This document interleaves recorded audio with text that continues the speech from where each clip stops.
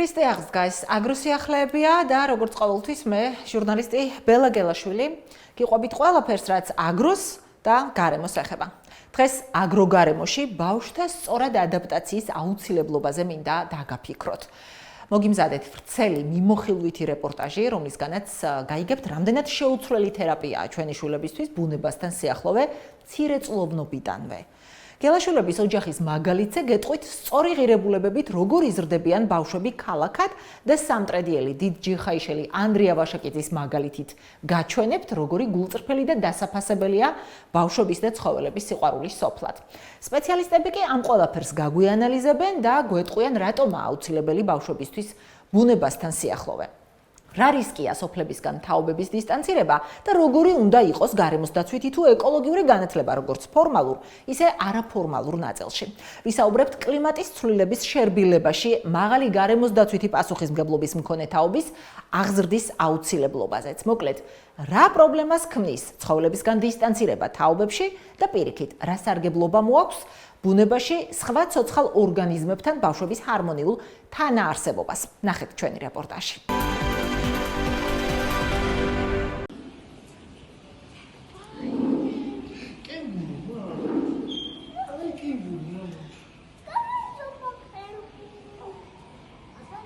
გელაშვილების ოჯახში უფროსმა თაობამ პატარების ცხოველებთან ურთიერთობის აუცილებლობაზე კარგად იცის და ამისთვის ქალაქში არსებულ ყველა შესაძლებლობას იყენებენ.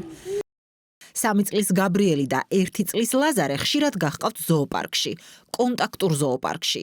სეზონისა და ამინდის შესაბამისად ბავშვები ყოველდღიურად არიან ბუნებაში, პარკებსა და სკვერებში.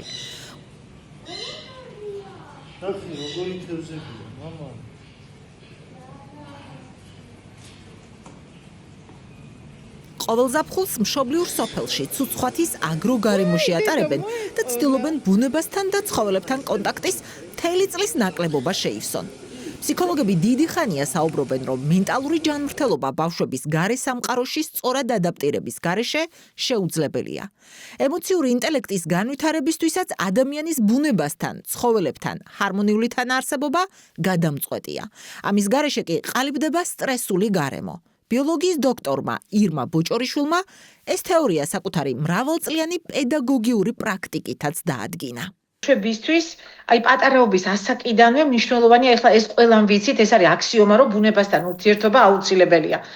ამაზე უამრავი მეცნიერული კვლევაა ჩატარებული. საკუთრებით ეს პრობლემა დადგა სადღაც ამერიკაში 70-იანი წლებიდან. იმიტომ რომ ბავშვები თანდათან უფრო ნაკლებ დროს ატარებდნენ ქუჩაში, ეზოში. ასეთი მდგომარეობა შეიქმნა ეხლა საქართველოშიც. ადრე არ იყო ასე და ჩვენთანაც ახლა წამოვიდა ასეთი ცხოვრების სტილი. ამან, რა თქმა უნდა, ბავშვებში ძალიან ბევრი ცვლილება გამოიწვია. ჯერ ეს ერთი იცით რა არის, რაღაცნაირი თითქოს სიმშვიდე დაიკარგა. დაძაბულობის და სტრესის შეგრძნება დაეუფლათ ბავშვებს. ეს მუდმივი სტრესი ამავე დროს კიდევ მძაფრდება ფობიებით, იმიტომ რომ როდესაც ჩაკეტილ სივრცეში ცხოვრობს ადამიანი, მას უკვე უჩნდება გარე სივრცის შიში, თავისთავად გარე სამყარო არის მისთვის უცხო. მისთვის არის უკვე მშობლიური მხოლოდ და მხოლოდ ბეტონის კედლები და ის დაცულად გრძნობს თავს მხოლოდ და მხოლოდ აი ამ ჩაკეტილ ოთახში. დღის განათებაც კი არ სიამოვნებთ ახალგაზრდებს. დღის განათებაც კი, ესეც კი პრობლემაა. არ იცნობენ ამ ცოცხალ სამყაროს. აბსოლუტურად არ იცნობენ. რა ვიცი, ყვავი, მტრედი, ჩხიკვი, მაგალითად, მართლა გეუბნებით, ეს არანაირი გამოგონილი არ არის, ეს ფაქტია. ჩემი პირადი გამოცდილებიდან შემიძლია გითხრათ, რომ წარმოდგენა არ აქვთ რა არის ეს. შემდეგ ემოციური დამოკიდებულება. ემოცია აუცილებელია, ახლა ძალიან შემოვიდა ტერმინი ემოციური ინტელექტი, რომ არა მარტო რაღაცას როდესაც სწავლობ და შეიმეცნებ, არა მარტო რაღაცა თვალებით და გონებით უნდა აღიქვა, არამედ შენ ემოციურადაც უნდა მიიღო ის, რასაც შენ შეიმეცნებ და რასაც შენ ხედავ და რასაც შენ აღიქვამ. მაინც რატომ არის ბუნებაში ბავშვების გაყვანა მნიშვნელოვანი? აღმოჩნდა, რომ მათი უნარების ჩამოყალიბებაში გარემოში სწორი ადაპტაცია შეუცვლელი თერაპიაა. ბუნება შორსაც არ არის საჭირო, რაღაცა მწვანე ზონა, სადაც არის ხე, ბუჩქები, პატარა ბალახი, რომ გავდივართ იქ აუცილებლად ან მწერს ნახავ რაღაცას, ან პეპელა იქნება, ან ობობა იქნება, ან რა ვიცი, ხოჭო იქნება, იქ რაღაცა ჩხიკვი შეგვხვდება, ყვავი შეგვხვდება, რა ვიცი, ბეღურა თუ ასე შემდეგ. ახლა ისეთ ყველაზე გავრცელებულ ციყვი მაგალითად ხო, რაც შეიძლება ახლა ჩვენთან ნახო. ეს გარკვეულწილად რაღაცა კონცენტრირებასაც უწყობს ხელს, დაკვირვების უნარს ავითარებს, კონცენტრირების უნარს ავითარებს. ავითარებს შეგრძნების ორგანოებსაც, იმიტომ რომ გამახვილებულია თვალი, სმენა, იმიტომ რომ შეიძლება ფრინველის ხმა გაიგო, შეიძლება რაღაცა აი ბალახებში შეიძლება ერთი შეხედვით ვერაფერი ვერ დაინახო, მაგრამ ერთხელ შეხედავ, ორჯერ შეხედავ და იქ შეიძლება რაღაცა შეამჩნიო. აი ეს ელემენტარული უნარჩვევები, რომელიც ადამიანს უნდა კონდეს და ეს უნარჩვევები ეხმარება ადამიანს შემდეგ ცხოვრებაში. ეს ცხოვრებისეული უნარჩვევებია, რომელიც ჩვენ მონიჭებული გვაქვს ცოცხალ სამყაროს, სილებელია გარემოს გამოკვლევა. გარემო უნდა გამოიკვლივა. მე თავისუფლად დამოკიდებულება ცოტა, აი მაგალითად გამიგეთ. აუ, ფუ რაღაცა ობობა, ფუ ჩოქელა, ისტერიული კივილი, ან ისტერიული კივილი. ისტერიული თან იცით როგორ აი რაში გვჭირდება ჩვენ ესენი დავხოცოთ, გავანადგუროთ და თან აბსოლუტურად არც აინტერესებთ ნამდვილად გასანადგურებელია? აბსოლუტურად ეს არ არის გაანალიზებული ის ხერო დგას გვჭირდება თუ არა? ის ჩიტი დაფრინავს თუ არა გვჭირდება თუ არა? ანუ ეს არასაჭიროდ ითვლება.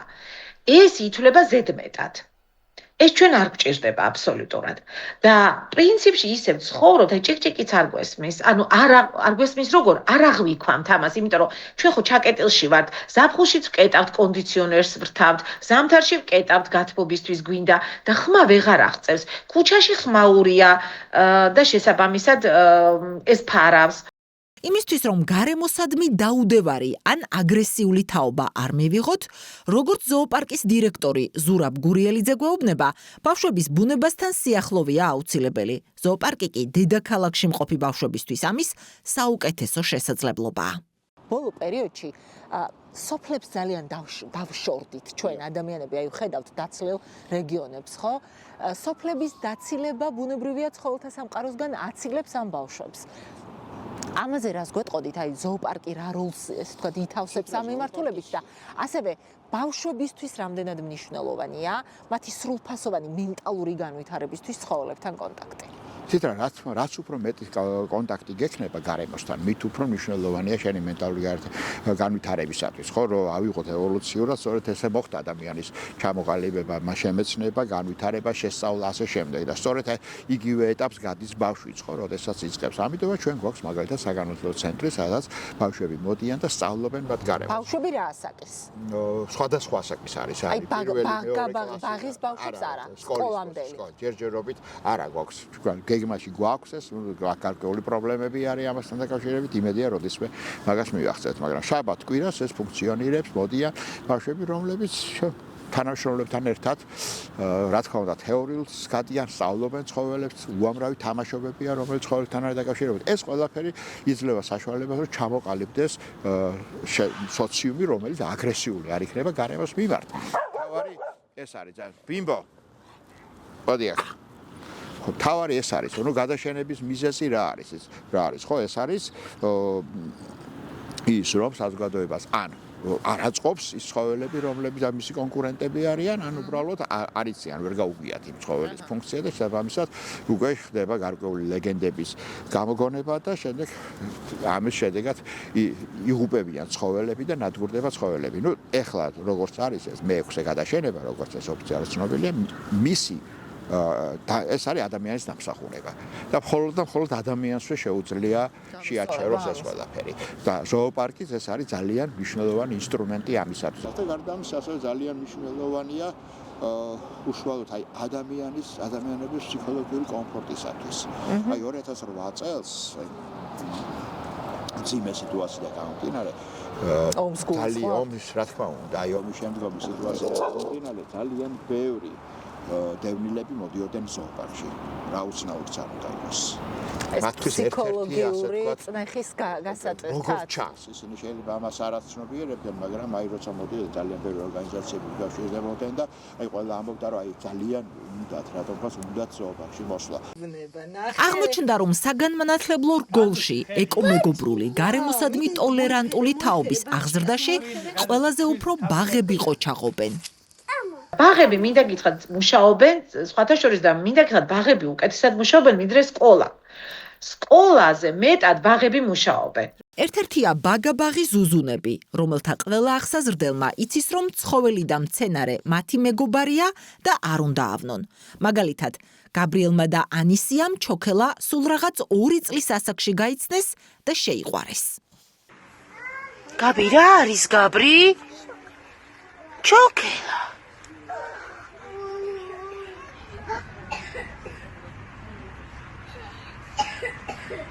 რა ლამაზია. მოგწონს გაბი?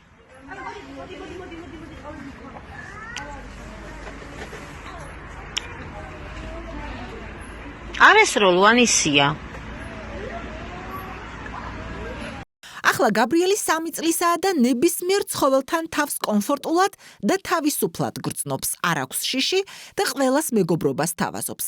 განსაკუთრებით სოფელში ყოფნა უყვარს, რადგან მულტფილმებში ნანახ ცხოველებსა და ფრინველებს ცოცხლად ხედავს, ეკონტაქტება და ვირტუალურიდან რეალურ კომუნიკაციაში მეგობრობასაც სულ სხვა ხიბლი აქვს. Benny!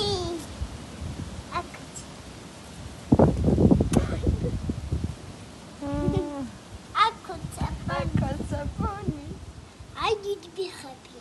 Did you pick up yak? I negi. Jigar. One. Aber Arlinda, Mofaris. Dada killing. Tavjdan.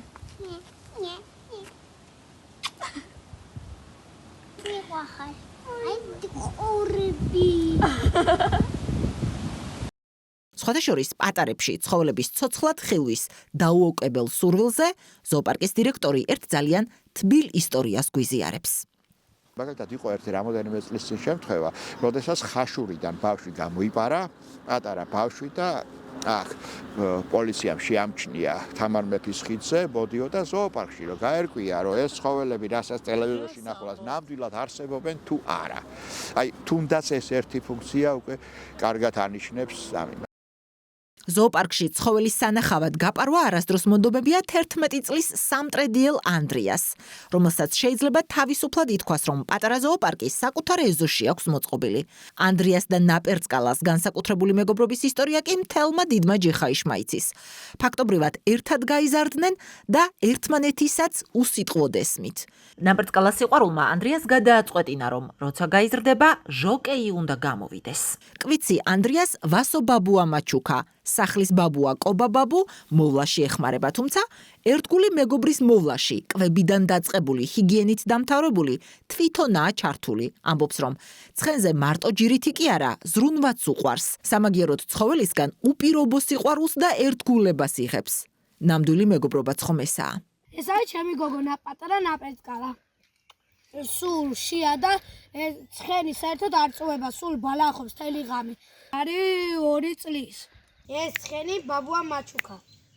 და ისა რა ქვია, ძალიან მეგობრობთ. სულ რო უძახი, სულ ჩემთან მოდი და ვეთამაშები ხან ვეფერები და სხვა სიმიც ვაჭვევ სულ და ვეფერები და ასე ვარ სულ. ჩემი კეთილი მეგობარია. ჩემ ხვაზე მოდის რო უძახი.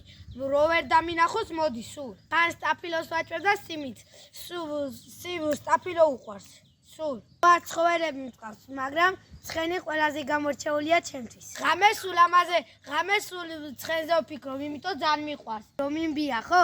ასე მგონია იმას იზავს, რა ქვია, ბაწარს გაწყვიტავს და ფეხს მოიტეხავს და ან სადმე გაიქცევა. ჩემს დაზდაზმას ვაჯენ და ხელს უშოვ, იმიტომ არ მეშინია. კლასელები მოდიან და ვაჯენ იმგესაც და ხელსაც უშოვ.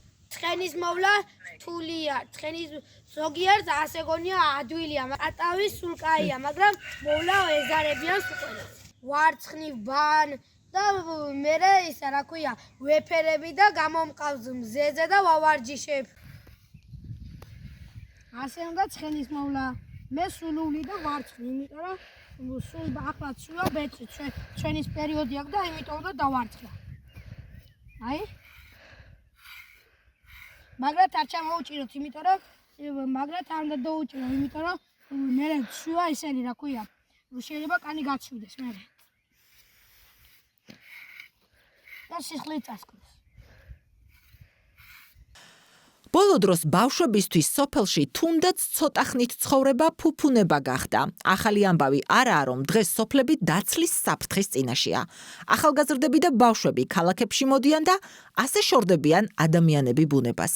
შესაბამისად, სასიცოცხლო მნიშვნელობას იძენს ქალაქად მყოფი ბავშვებისთვის იმ შესაძლებლობების მიცემა, რასაც თბილისის ზოოპარკი წლებია ცდილობს. ფსიქოლოგები სრჩევა განსაკუთრებით მას შემდეგ, რაც გააქტიურდა სხვადასხვა ტიპის ფობიები ადამიანებში, ურჩევენ ყველას, რომ ეს ცხოველებთან და ზოგადად გარესამყაროებთან, მწერებთანაც კონტაქტი ბავშვებს ჰქონდეთ საბავშვო ბაღებშივე. ჩვენ ვღებულობთ ასევე ექსკურსიები, თქვათ ეს საგანმანათლებლო ცენტრი ეს ერთი, ეს არის მეორე არის ექსკურსიები, როდესაც ნებისმიერი ასაკის მოდიან უკვე თავიანთი მშობლების ან მასწავლებლის ზედამხედველობის ქვეშ და ასე შემთხვევაში გვაქვს კიდევაც ესეთი პრაქტიკა, მაგალითად ისეთი ცხოველი, რომელიც ერთ-ერთი ყველაზე უფრო ასე ვთქვათ, ზიზღის გამომწვევი ცხოველია, ხო, გველებს გულისხმობ პირველ რიგში. სწორედ აი ჩვენ ქონდა შემთხვევა, როცა ბავშვები მოვიდნენ და ყველა ბავშვმა აიყვანა ხელში გველი და ვერც ერთმა მასწავლებელმა. ხო, აი ხო, მათ არა აქვთ არანაირი ფობია და ეს ფობიები ჩემის აზრით ვითარდება უკვე შემდეგ ეტაპზე და ძალიან ხშირ შემთხვევაში ეს ფობიები არის სწორედ გარკვეულ ცრურწმენებთან დაკავშირებული, ხო? და ასევე იმასთან, რომ ჩვენ არ ვიცნობთ ამ იმას, ხო? როდესაც არ იცნობ, ის პოტენციურად ის მტერია შენი. როცა გაიცნობ, მე აღმოჩნდება, რომ თურმე ესე არ არის. და სწორედ ამოცანა ეს არის, რომ გავაცნოთ ესენი, რომ ბიოლოგიის დოქტორი გვეუბნება, რომ სკოლებსა და უნივერსიტეტებში გარემოს დაცვითი სწავლება მნიშვნელოვანია, თუმცა აქ უპირატესობა არაფორმალურ განათლებას ენიჭება. ირმა ბოჭორიშვილი ეკოლოგიური განათლების გაძლიერების აუცილებლობაზეც მიანიშნებს. რა თქმა უნდა, საგანმანათლებლო დაწესებულებებს და სახელმწიფო საგანმანათლებლო პოლიტიკას ამაში ენიჭება გარდამტეხი როლი. თუმცა მარტო სახელმწიფო ამას ვერ ოჯახებსაც ძალიან დიდი მნიშვნელობა აქვს. ოჯახი და სახელმწიფო ორივე მუშაობს ამ მიმართულებით და ორივე უნდა აღიქვამდეს ამის მნიშვნელობას. რაც შეეხება თვითონ სახელმწიფო პოლიტიკას, ახლა ჩვენ ეროვნულ სასწავლო გეგმაში საკმაოდ დიდი დოზით არის ეს ყველაფერი შესული. ეს ბუნებასთან დაახლოება მაინც უფრო არაფორმალური განათლების თემაა. იმიტომ რომ არაფორმალურ განათლებას სკოლაში არ არის ამისი ბევრი დრო. სკოლაში არ არის ამის ახლა შენ ბუნებაში გაიყვან და მაშინ გაკვეთილი არ გამოდის. ამიტომ სკოლა, რა თქმა უნდა, სკოლაში ეს თემები უნდა განიხილებოდა, შეძლების დაგვარად სკოლა ხელს უნდა უწყობდეს ასე ვთქვათ, გარემოს ათვისებაში და იმ გარემოსთან ადაპტირებაში, რომელშიც ბავშვები ცხოვრობენ და ამ გარემოს აღქმა და ადაპტირება უნდა თანდათან ფართოვდებოდეს ბავშვის ასაკთან დაკავშირებით. ძალიან დიდი როლი აქვს მშობლებს და მშობლებს უნდა დაეხმაროს არაფორმალური განათლება. და ამიტომ მე რომ მკითხო, არაფორმალური განათლების, ასე ვთქვათ, ცენტრები უნდა იყოს უფრო მეტი, რომელიც არ არის, ძალიან ცოტა. და თუ არ არის ამ არაფორმალური ცენტრების აღქმის, ანუ მნიშვნელობის გააზრება არ არის. აღმოჩნდა, რომ გარემოს დაცვითი განათლების სახელმწიფო პოლიტიკა არც ისე ღარიბია. აგრარულ და გარემოს დაცვით განათლებაზე გარემოს დაცვის და სოფლის მეურნეობის სამინისტროს დაქვემდებარებაში არსებული გარემოს დაცვითი ინფორმაციისა და განათლების ცენტრი ზრუნავს.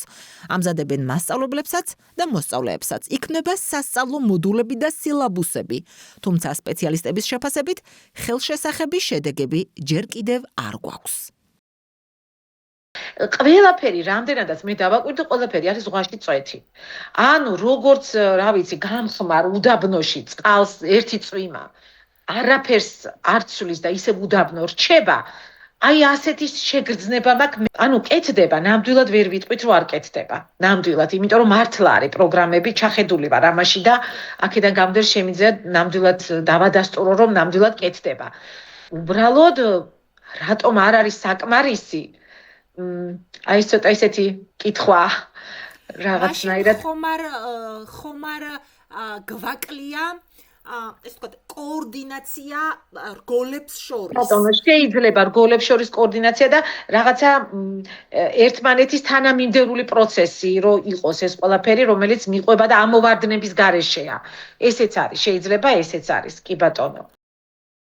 ბუნებაში სწორად მოქცევის წესები, უსაფრთხოება და გარემოს დაცვა, ცხოველებთან ურთიერთობისას მათი ქცევის მართვა და საკუთარი უსაფრთხოების პრევენცია, ფობიებისა და შიშების დამარცხება, ბუნების სხვა ცოცხალ ორგანიზმებთან ჩვენი ჰარმონიული თანაარსებობა. ეს იმუნარების არასრული ჩამონათვალია, რომელთა შეძენა შეუძლიათ ბავშვებს თბილისის ზოოპარკის საკვირაო სკოლაში. ბაღის და სკოლის მოსწავლეებისთვის გვაქვს საექსკურსიო პროგრამები ზოოპარკში და გვაქვს ასევე წრე, რომელიც საკვირაო სკოლა დავარქვით ასეთი და ამ წრეზე მოდიან შაბათ-კვირას იმართება, იმიტომ რომ ძირითადად სხვა დღეებში არც ალია არავის და შაბათ-კვირას სხვადასხვა ასაკობრივი ჯგუფი 5 წლიდან 16 წლამდე ასაკის ბავშვებს მოვიცავთ მთლიანად.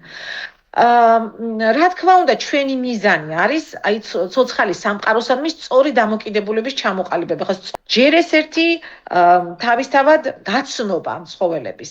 მერე გაცნობა დაკვირვება ამ ცხოველებზე, ხო? დაკვირვება და შედარება ადამიანთან. რა გვაქვს საერთო? რა გვაქვს განსხვავებული, ხო? რითი ვართ ჩვენ უპირატესი თუ ვართ? თუ არ ვართ და რატომ არ ვართ? ხო, ამას ძალიან დიდი მნიშვნელობა აქვს აი ამ მის მხრივ. ასევე რა თქმა უნდა ფობიებისა და სტერეოტიპების დანგრევა, იმიტომ რომ ძალიან ბევრი მოდის, რომელიც ვთქვათ, აი ხელის მოკიდება არ შეუძლიათ ცხოველზე, არ იცის ბეწვი, ელემენტარული ბეწვი, ბუმბული, აი რაღაცა ხო ეს ყველაფერი და აი ჯერ მარტო აი აქედან იწყება ყველაფერი, რომ ცხოველს სათამაშოსავით არ უნდა მოექცეს, ეს არ არის სათამაშო. ამას ძალიან დიდი მნიშვნელობა აქვს ამის აღქმას. უნდა გაიაზრო, რომ კი ცხოველს უფრთხილდები, მაგრამ შენ უნდა ფრთხილად იყო ბუნებაში ქცევა, როგორ მოვიქცეთ ბუნებაში ჩვენ, რომ ბუნებაში რომ მივდივართ, ყველაფერი რაც შეგვხვდება, არ არის აქ მაინც და მაინც ცხოველი, აუცილებელი მცენარე, სოკო იქნება, არ უნდა მიხვიდე და ხელი იმ წუთში არ უნდა მოკიდო, იმიტომ რომ მცენარე შეიძლება შხამიანი იყოს, სოკო შეიძლება შხამიანი იყოს. იგივე გველს დაინახავენ, არის კივილი, წივილი, მოვკლა ჯოხი, არა, დაანებით, აუარე შენ გვერდი, შეიძლება იმან ვერ აგიაროს და შენ აუარე გვერდი. ასე რომ, ვისაც ცხოველები გიყვართ და ის სახლში სხვადასხვა მიზეზების გამო ვერ გყავთ, ზოოპარკი მათთან ურთიერთობის მოთხოვნილებას სრულად შეგივსებთ. სხვათა შორის, მოხალისეობა საზღვარგარეთაც ძალიან მიღებული პრაქტიკაა და საბედნიეროდ არც საქართველოსთვისაა უცხო.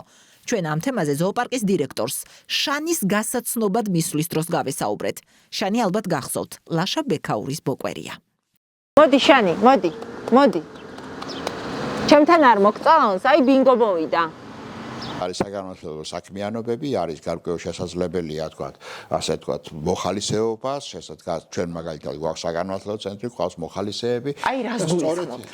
რა შემიძლია მე მაგალითად გავაკეთო, ასეთ ცხოველთან რომ მინდა მქონდეს კონტაქტი. აი თქვენ შეგიძლიათ მაგალითად მოხვიდეთ, ჩაერთოთ მათ კონსერვაციაში, მოვლაში და ასე შემდეგ, ყველაფერი რა თქმა უნდა, უკვე გამოცდილი ხალხის ზედამხედველობის ქვეშ და შესაბამისად უკვე, საერთოდ ეს მოხალისეობა ევროპისა და ამერიკის ზოოპარკებში ძალიან პოპულარულია და მოხალისეები დაახლოებით იმდენივეს შრომობენ, რამდენსაც თანამშრომლები ხოლმე, თუმცა მოხალისეები ამ შემთხვევაში მოხალისეები არიან და მას ეს ეავნებს. და ეს ზოოპარკის ერთ-ერთი ფუნქცია სწორედ ეს გახლავთ.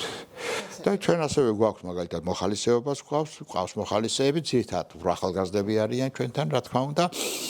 და ამავე დროს ჩვენ გვაქვს საგანმანათლებლო ცენტრი, შაბათ-კვირას მიმდინარეობს გარკვეული მეცადინეებები სხვადასხვა ასაკის ბავშვებთან, რომელთაც უკვე აქვს შესაძლებლობა გქონდეთ ურთიერთობა არა მარტო მასთან, არამედ ნებისმიერ ცხოველთან, ესეც რა თქმა უნდა გარკვეულ ფარგლებში ზედამხედველობის ქვეშ და ისე რომ არ მოხდეს რაიმე ექსცესიანი.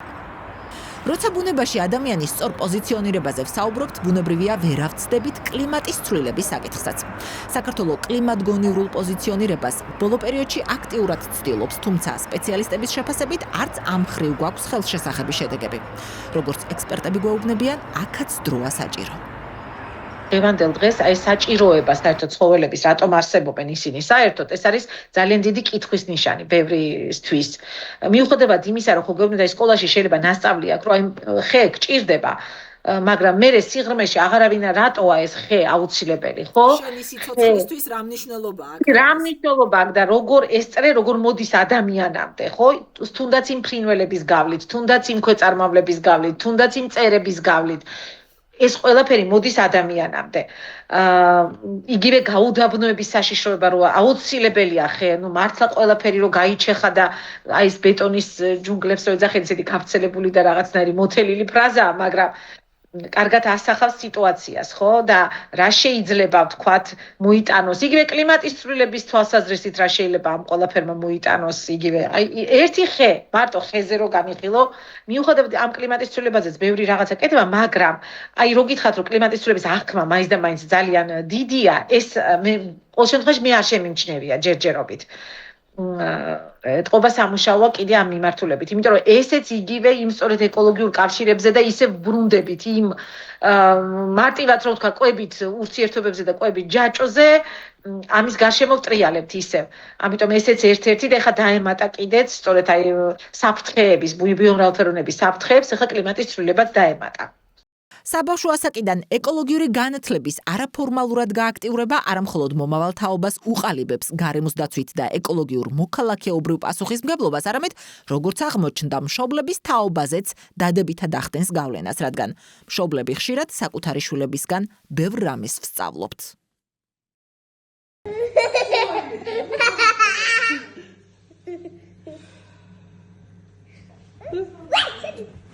სადად?